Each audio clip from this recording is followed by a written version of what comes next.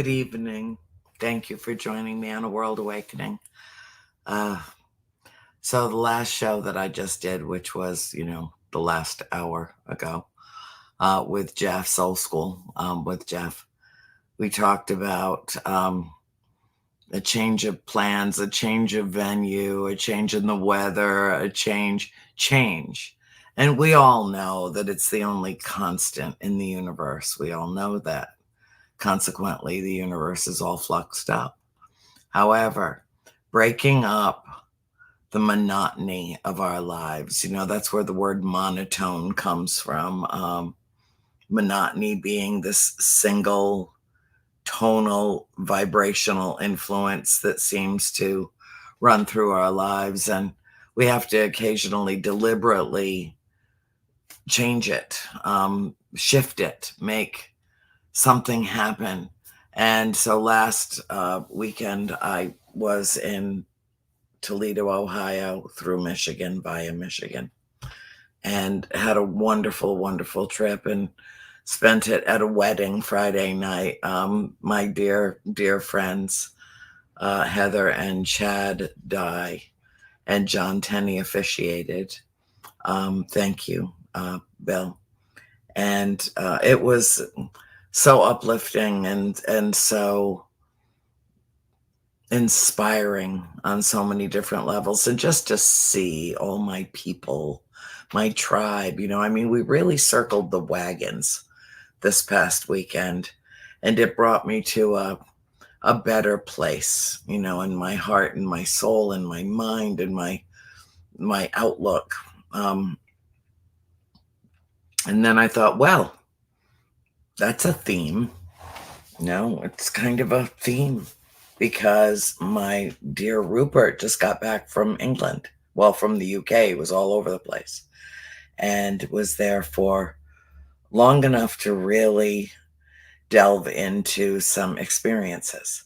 So I thought, well, we'll just continue with the theme of how traveling broadens your horizons. And, Rupert was homeward bound going to England. And I want to ask him some things like, does the United States feel as at home as England does? You've been here a long time. Things like that. So welcome to the show tonight, my darling. It's so good to see you again. I know I could have seen you from over there, but you were really busy. So everybody knows you. Anybody that watches the show knows you. And you were kind enough to host for me last Friday night at this time because I was at a wedding. So the wedding of the year. So anyway, how did it go? How was your trip? What did you do? What did you see? I know about how freezing cold it was in Wales, and there was a terrific thunderstorm over there that somebody filmed the day that you were there or the day before that made it into my news feed on my phone, where a crack of lightning and thunder happened simultaneously and a building was struck. And it's like, whoa, yeah, they get those rip-roaring storms over there too, So let's just talk about sick as I am with envy, sick that you are, you come from where Stonehenge is, okay? I just can't really cope with this. My ancestors come from where you come from, and every part of me wants to live in England. Every part of me wants to live in Scotland. Every part of me wants to live in Ireland, and I have some Welsh in me as well. So take me across the pond in your description of your visit homeward bound. Yeah, it's fun to travel. It's fun to get away, and when you leave home and then you go off to other places, other cities, you go to college or university, you experience more. Then you try going overseas, which is what I've done. I've lived in the US in various places. I've lived in South Korea for a little bit. It's all living our lives to the fullest. It's life experiences. We thrive um, off of variation. To be bored is not good, and to be able to vary what you do in your life is wonderful. And so I feel very lucky that I have traveled a lot around the world. But then there's something very special about coming home. It just feels so right. Um, you feel so comfortable. I was born probably a couple of hours away from Stonehenge, so not very close to Stonehenge. I was born close to Stratford upon Avon, which is where Shakespeare was born. Mhm. I'm sort of part of that Cotswold, Midlands area of England, and I was meeting up with friends and family, and it just feels so nice, so warm, so comfortable to do that. So I'm very happy I did that. And the relationships we have in life, um, whether they are all 100% good or whether they're challenging, Mhm. it's it's good and it's wise to try, whether it's friends or family, to improve those relationships, no matter how good or challenging they are. And so I did go in with a conscious bit of hopefully wisdom, with the intention of really um, raising the vibrational state of my relationships with family. That was lovely. Um, yeah, so I went to Stratford upon Avon, Shakespeare's birthplace. I went to Stonehenge. I went to Wales. I went to Calais. I went to the south coast of England, where my nan used to live, Folkestone. I went to the house where she used to live. She's no longer with us, but that was nice getting those memories renewed. And then doing all of those things then gives anybody, I think, when you travel, not just a larger perspective on the world, but a larger perspective on where you've been, where you reside at that time. And it really, for me, I think the most powerful thing about this trip was it made me, when I came back to California, it made me understand that I am not just going to sit in my house doing the same thing day after day after day after day. Um, I am going to really live my life. And even if that's in my home, I'm going to find new fun adventures. I'm going to find adventures down the street. I'm going to find adventures in the local city 5 miles away, wherever. Mhm. I think that's a very important and powerful thing that it has done for me. That's excellent. It really, my trip, I've been to Michigan and Ohio, I don't know how many times. Uh, it was different this time, and I think that a lot of it had to do with my intention. A lot of it had to do about the main reason, certainly not the only reason, but the main reason that I was going was I very much wanted to be a part of this wedding, to be there, to witness it, to celebrate them, and to just be joyful with my friends. I felt like I needed it desperately. It's been more than 5 months since, I've even practically left this property, and 2 acres of land that has to be tended by hand. I'm out there doing my thing a lot and making it as beautiful as I can, and it's different every day, but of course it is. Uh, and communing with the birds and looking up at the sky and talking to my galactic family and doing all of that. So I have a lot of variety, I guess, in my daily living. Um, but the Sisyphean tasks of life, after a while, you got to have a break. You got to hit the reset button, reboot, as Bill would say.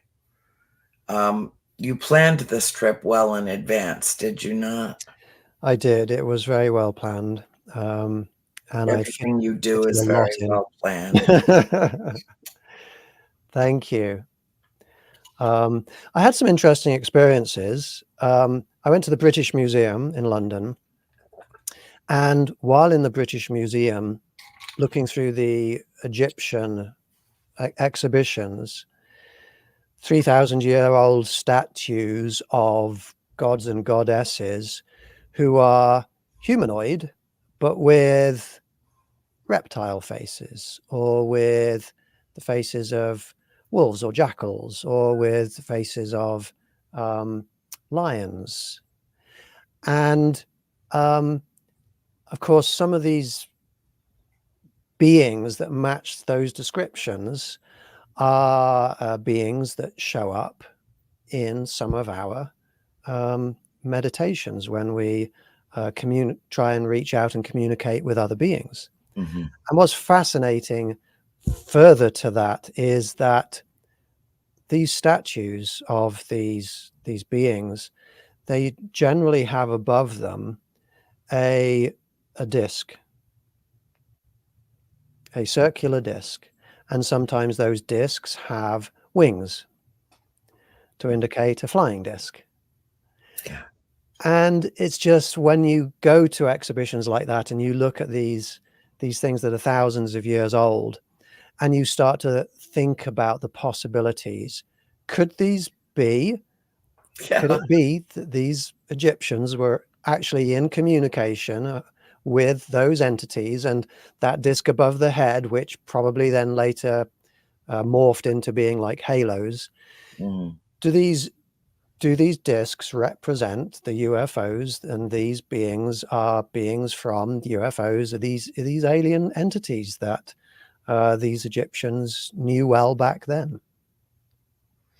I'll I'll dare to take a quantum leap, um, in furtherance of understanding that they are us and we are them, and that there are connections with multitudes of life forms out in the universe, and what has manifested as basically a colossal failure of an experiment, I think.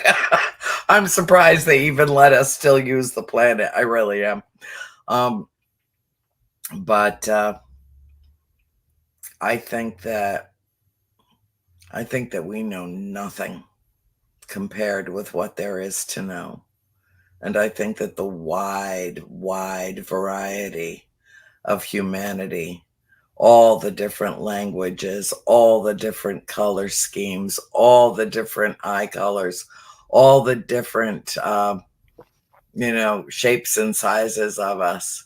And we are all one thing. We're humanity. We are, that realization of oneness that I speak about and talk about so frequently. But I think that the reason that there's such a variety of us on the planet is not because we evolved one way or the other. I think that we've had assistance, intervention, genetic manipulation. I think that we are them and they are us.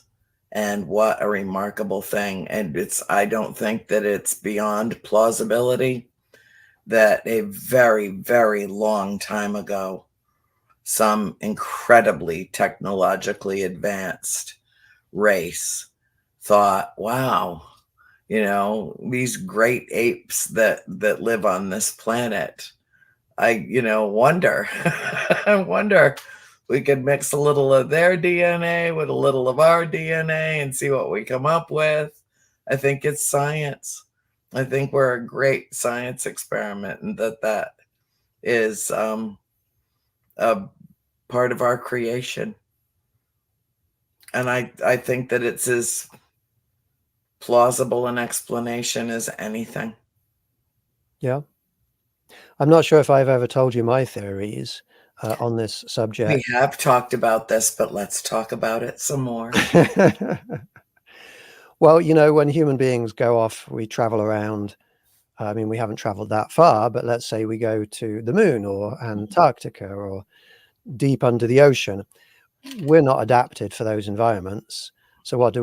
We use whatever technology we have, whether it's just extra clothing, but we use our technology to build ourselves some kind of environmentally enhanced space, environmental suits. If we go to the moon, we wear a spacesuit. Let's say we had hundreds of thousands of years, millions of years ago, we had alien beings coming from other places in the universe to the Earth that are not adapted for the Earth. They're not adapted for our environmental conditions. They look down and they see all the life on the planet and they think this would be a fun place to go to and interact with. And so they make themselves environmental suits. But they're so far beyond where we are right now technologically. The way they make environmental suits is they take bits of DNA of the organisms that are already adapted for the planet. They see great apes as being one of the most advanced of the beings, so they say, yeah, we'll use that. They've got 5 fingers that can pick up things well. That's good. But how about those reptiles over there that can survive in hotter conditions, or the bit of insect DNA? That would be cool, wouldn't it? And they mix and match. So rather than us just being let's just throw DNA together and do an experiment, I think there was real purpose in them creating the beings that we now see, that we interact with, that we now see as being extraterrestrial or alien.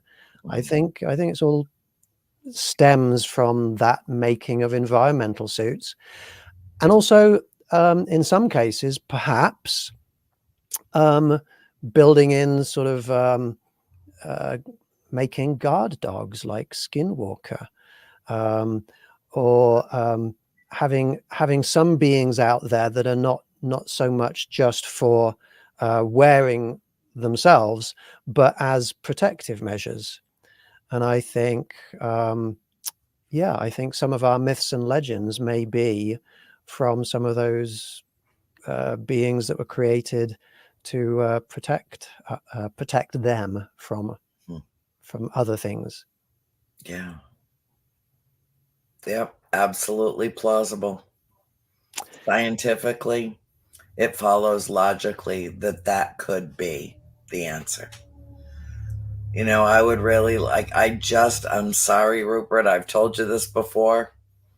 I've studied Darwin. I did all my homework. I really looked at it. It never rang true to me that we are now something that slithered out of the ocean millions of years ago.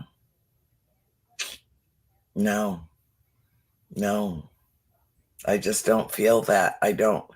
I have a sense of belonging to a larger tribe, a much larger tribe, what I refer to as our galactic family. Uh, so much of what I've experienced has been with humanoids. No, has been with beings that, not all, but most, are humanoid. The visions that I've had, the encounters that I've had over more than 50 years.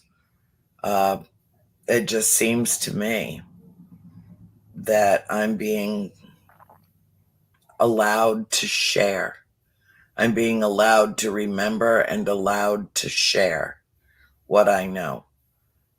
What I, as a contactee, as somebody that feels like, and I still don't know precisely who I'm in contact with.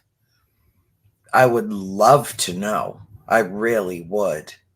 I'd like names, dates, birth dates, stuff. I would really like to, like, too bad ancestry.com doesn't cover the whole universe. Yeah. That would be so wicked cool. Um, What clues do you have about your extraterrestrial connections or origins?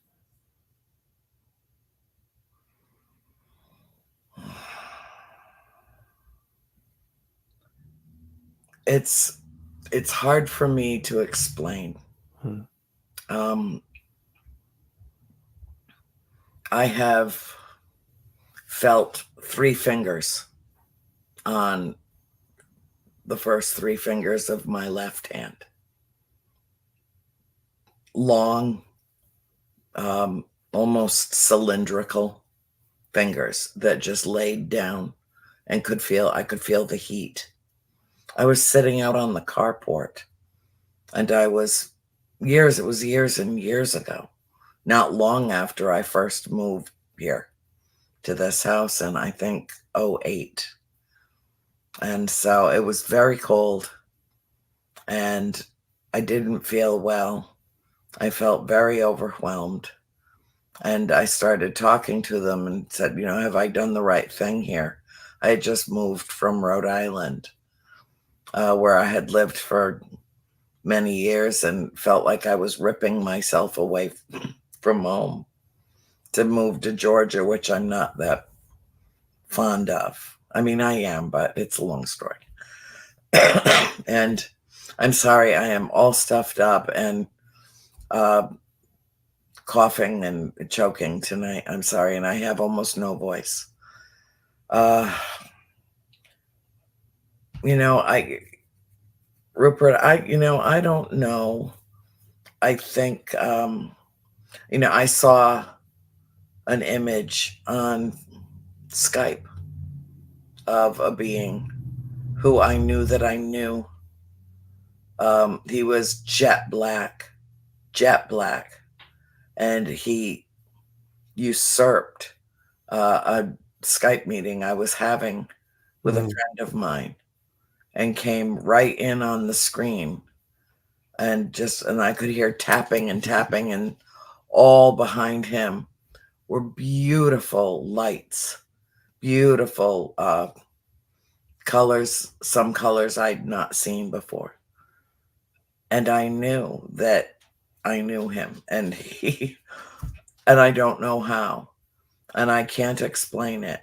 And every human emotion just ruptured up from within me when I saw him, and I couldn't break my stare with his eyes and started fishing around for the mouse, and I disconnected the call. And I will always be sorry for that because he didn't give me his contact information. Mm. I've seen beings. And they're all different. There's a lot of different ones. Um, and yet my feeling is that basically they're all working together for the betterment of the life forms, not just humanity, but for the life forms on the planet as a whole. That Earth really, really matters to them, that they care about the planet and they love us. And that's the main messages that I have gotten throughout the course of my life. And I can't explain it. And I may never know. I may never know, not until I depart. If then, I may never know. But I do know what's real. And I do know that having experiences throughout the course of my life that have enriched my life, that have made me think bigger, uh, and I'm grateful for that. I'm really grateful for it. I love to travel off planet. I love to travel off planet. You travel off planet? I don't know if I've ever asked you that. To my knowledge, I have not physically traveled off planet, but I was actually formulating a question in my head before you asked that question, which was, you know, we're talking a little bit today about vacations and getting away. If you could choose between having a week's vacation in the future or the spirit realm, afterlife perhaps, or off planet with ETs. Off planet in a heartbeat. I don't need to go to the spirits. They're all around me all the time. They just come to me. Really. The future, no. I won't even let anybody give me a psychic reading. I do not want to know. Nor do I want to be misguided by someone who, no matter how, well intended, gives me a reading that is incorrect. They say one of the values of getting readings is that if you get information that you're not particularly happy with, that you can change it if you know. Yeah. That sounds like too much work for me. I know. Bring each day as it comes. I don't want to know anything in advance. I don't. Because, if you do, I would have gotten in the car and driven from Florida to Georgia to stop my sister from opening a fentanyl patch. I would have gone and rescued my great niece from Tennessee before a wall of water took her home and her away. I would have intervened had I known in advance what's going to happen. I don't think we're supposed to know. I think we're supposed to survive it or not. I think we're supposed to learn from it or not. I think we're supposed to suffer and grieve and feel the depths of pain and the heights, the highest heights of joy. I think that we're supposed to feel everything, do everything, think everything, and expand our consciousness while we're here to get ready for the next phase, the next classroom, the next, I don't want to come back to Earth. I do not. I don't. I hate 3D. I just hate it. Hate being a strong word. I hate it. I hate the duality. I hate the conflict. I hate the violence. Did you just see that? I just saw that. What just fell through your roof? Don't tell me it's a piece of space junk, Rupert. What the hell just fell through your roof? That is my light fixture. Your light fixture. That is heavy. This is a heavy piece of glass, and it just grazed the back of my hair. That could have really hurt. Yeah. Wow. And it didn't break. Well, maybe the spirits are pissed off that I chose the extraterrestrials over them. I mean, didn't you say you had some strange spiritual activity while you were in England? Maybe you brought an attachment home. You don't know. Yeah, that's a little bit bizarre. I've not had that happen before, but that was like, it was almost personal. It was like, yeah, it was pretty close. Wow.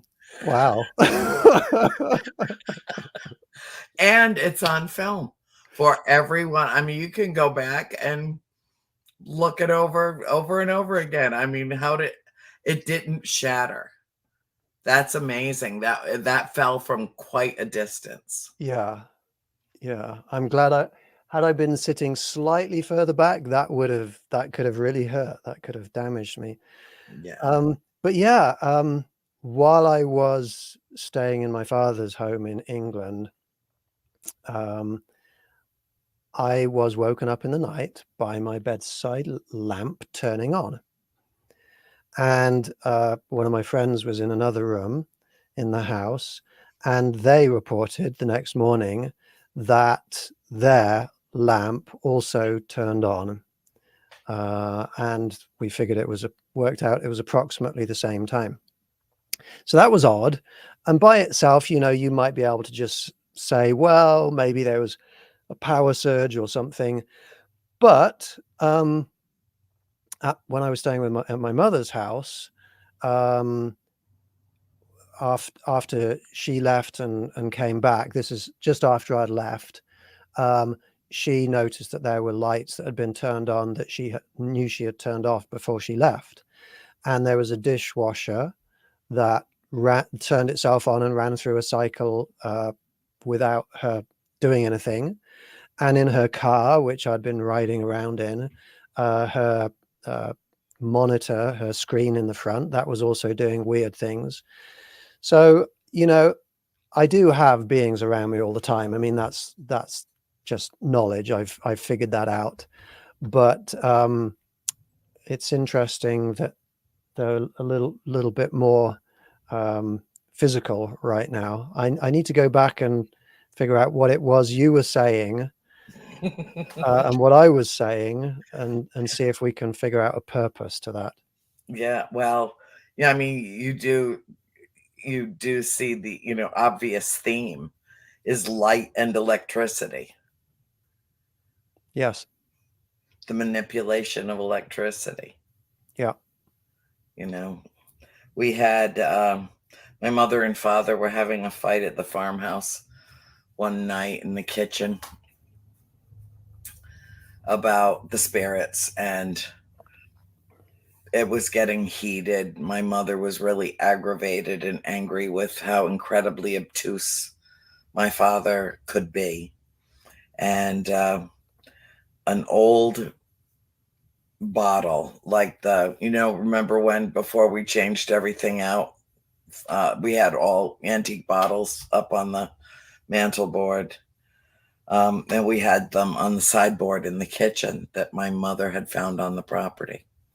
Some of them were like 200-300 years old. I mean, just ancient bottles with pontil bottoms and thick glass, hand blown. Amazing.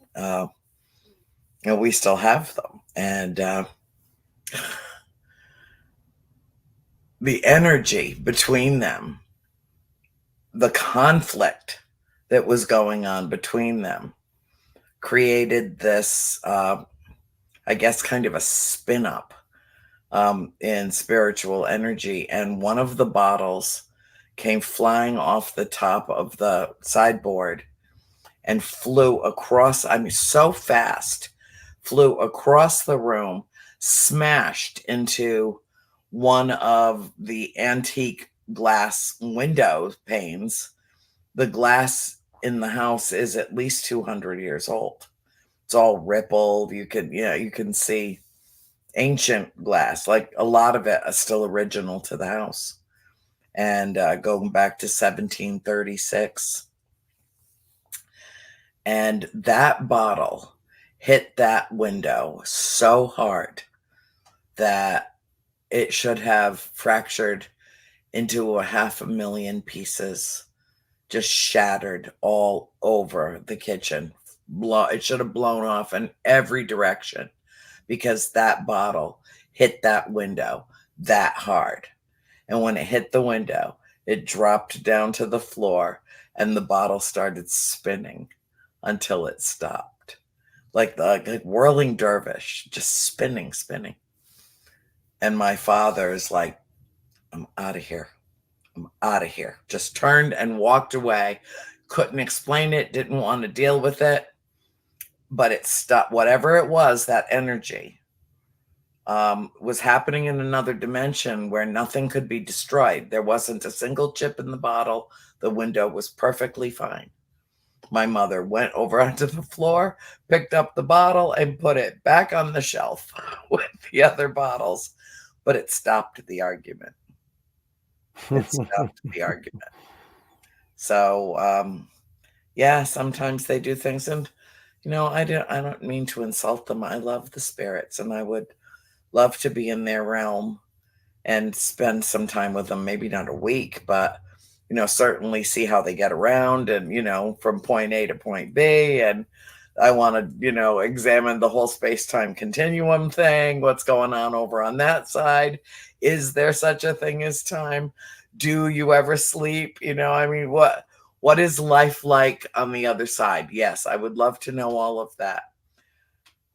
But if I go with the galactic family for a week, I'm out of here. I'm off planet. I am getting around the universe. That to me would be the greatest thrill of a lifetime. If I ever could, well, I wouldn't go on one of Elon Musk's ships because I'm pissed at him. But you know, if I had the money, I would be one of the first people to go up into space and to go to the moon. I would love to, even though it's just a satellite and it's awfully pretty. Really enjoyed the eclipse. I mean, I love the moon. I'm a moon worshiper.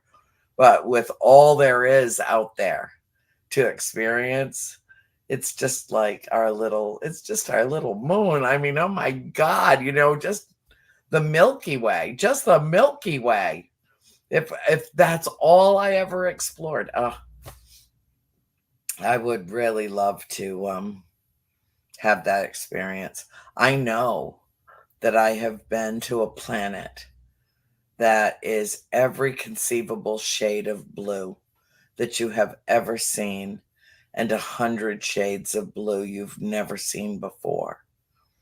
The spectrum is completely different, and it has two moons, and they intersect, so that twice a day, the smaller, closer one is in front of the larger, more distant one, and they cross twice a day. And a day is much longer there than it is here. And I know that. I've been allowed to know and remember that. But that's it. But here's the thing. I know two women who work in this field with me who both describe coming from exactly the same place that I do. And both of them have Caribbean blue eyes from the blue planet. And all three of us were raised in Rhode Island. All three of us in the tiny, tiny little state in the northwest quadrant of this country, of all places on earth. And none of us ever knew each other until we were all in our 40s or 50s, as when we first met. And yet we only lived a few miles apart throughout our entire childhood. It does make you wonder. It does make you wonder. Do you know anybody else that's like you, Rupert? No. What did I tell you the first night that we met, my dear? What did I tell you? Do you remember? I can remember a few things. To which thing are you referring? You remember me saying you're not from here? Yes. I think I'm like you in some respects in that I just don't feel like I am the same species as these other Homo sapiens. I'm just not. I see humans all around the planet running around fighting with each other. Yeah.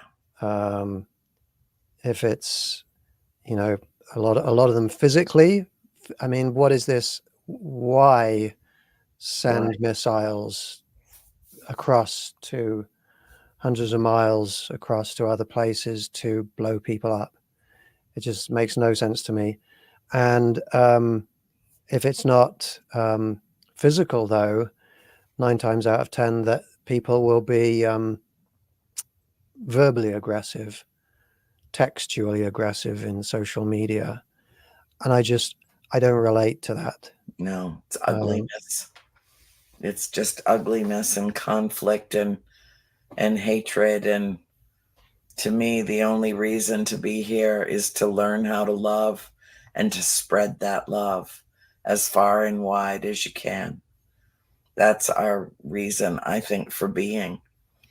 No, I am on this planet, but I am not of this planet. I am not uh I'm different. I'm a misfit. So are you. I know a lot of us, Rupert. A lot of misfits. Over the last 12, 15 years, as I've been lecturing and meeting thousands and thousands of people, I can pick I can pick a misfit out of a crowd at about 100 yards. There's just there's a wide-eyed wonder about us. There's a childlike innocence about us. We are easily duped. We're gullible. We're trusting. We're very fragile. We're there's a a delicacy about us. We're not hardened. We're not, even no matter how old, I'm pretty significantly older than you are, but I'm just as soft as I was as a child, just as tender-hearted, just as prone to have my feelings hurt, just as prone to cry over a sentimental commercial as I ever was. That element of me has never changed. Um, I think of you more as, I admire your intellectual prowess. You're a scientist. You're a great mind. Um, I think of myself not so much of as a great mind, but a great heart, and that makes both of us equally susceptible. Now we have to be on guard. We have to watch. Uh, we can be easily used and abused. We can be just terribly hurt because we gave someone the benefit of the doubt. No, and yet I wouldn't want to be any different than I am. I wouldn't. I want to be this vulnerable. I want to be this open, even if being this open requires that I go through a period of contempt and disgust and loathing, um, and hatred. Let all the feelings, as far as I'm concerned, let all of it bubble to the surface. Let all of it express itself. All of it. And I know that by the time I leave this planet, I will have fully expressed myself as if I haven't already. Um, you seem to withhold more, not with me, but in general. You're more guarded than I am. You protect yourself better than I do. Um, but my dear, we don't fit in. And so the only thing that we can do is find our tribe. The only thing that we can do is find the hippies, freaks, weirdos, misfits, the ones that stick out like a sore thumb, the ones that just are looking around like, what is this and why am I here? That look, that look. That was the look that I saw on your face the night you came to the door at the hotel room. And Yeah. that was the first night I told you, you're not from here. Yeah. Yes, you and I are very, very different. I think one of the ways in which we are similar is that there's a lot of ways we're similar actually. We are both very empathic. We both care deeply, not just about ourselves, but others. And both of us, because of that, we actively put ourselves out there in order to try to help others. And both of us, because we do that, we do make ourselves more vulnerable. Because the more people you have the more people you're speaking to, the more people you're reaching, the more dark people you're going to reach, the more people who are going to attack you, you know. And so both of us, we do put ourselves out there, and we do put ourselves at risk. I think in some ways I'm more pessimistic than you. I think humanity has failed. I think we failed. We're dying. I think humanity is, as a whole, quite terrible, and so I'm resigned to the fate of humanity, and so, and I accept that I can't change that. If humans want to kill themselves, there's not much I can do. If humans want to commit suicide on a global scale, there's not much I can do. What I'm doing is, I guess I close myself off a little bit from that pain of not being able to help everybody. I can't make the planet perfect, but what I can do is I can offer people who do relate to me, who are on the same wavelength. I can offer a beautiful little community, a beautiful little universe, and I think if there's maybe one of the differences between us is, I protect myself by just focusing on that little community.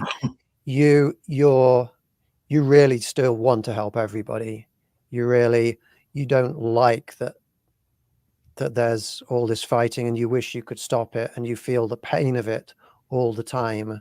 And it's not a matter of my way being better than yours or yours being better than mine. I think you care more deeply about others, and you can't stop caring.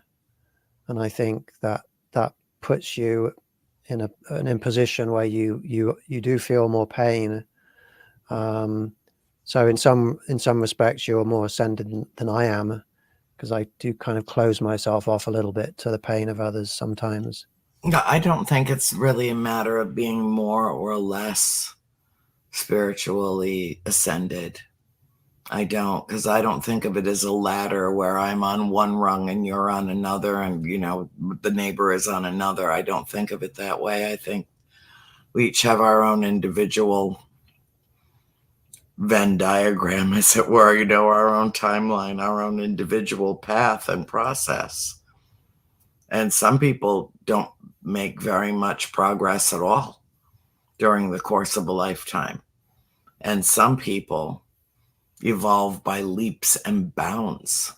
The more educated they become, the more sensitive they become, the more creative they become, the more they live into their own destiny and they find their own way. And those are the ones that we've been waiting for. Those are our people. So we'll get together with some of them this summer, okay? We have plans. We'll post it very soon on Buttercup, and you will as well, I'm sure. Tell everybody on your show, Cosmic Wisdom, on Thursday nights here on KGRA. I encourage everybody out there to befriend my wonderful Rupert. It will enrich your life in ways that you cannot even imagine.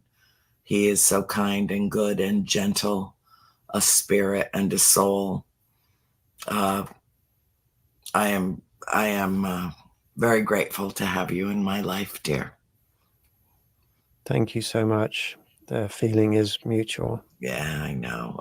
What, Bill? What? We were just getting all sentimental and shit, and you break right in and what? Rupert, don't you have a retreat, something going on this weekend? Yes. In my Tehachapi, I said that wrong. My Tehachapi mountain home, I'm hosting a retreat. It's a contact and ascension retreat. We're reaching out to different beings, peace, love, happiness, remote viewing, astral projection, spiritual healing, etc. Manifestation. If anybody's interested in coming to that event, find me on Facebook, send me a message, ask me for the details. I'll send you a link. Join my Galactic Wisdom Facebook group, find the details there. But if you want to come over to California this weekend, you can do it. Annie, I'm just saying, sometime when he does this again in the future, I know we need to go. I need a hovercraft. These friggin' planes. I don't trust them any farther than I can pick them up and throw them myself like paper airplanes, The friggin' doors falling off and the wings are falling off and they're running into each other.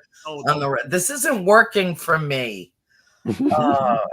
George Jetson said we would have hovercrafts by now. All right, we'll do it. We'll go to California if you come with me. I'll definitely go. Okay. Well, it's time to say goodnight. So I am going to thank you again, Rupert, for sharing your wonderful excursion, your journey to the UK and family, and the intrinsic value of a change in perspective. Yeah. And Bill, I will see you soon. We have a lot to accomplish this summer. I'll post any events that Rupert and I are doing together. Was that proper English? I don't know. I'm so tough. But anyway, again, we'll close out with what we always do, because always remember and never forget. Be the change you wish to see in this world.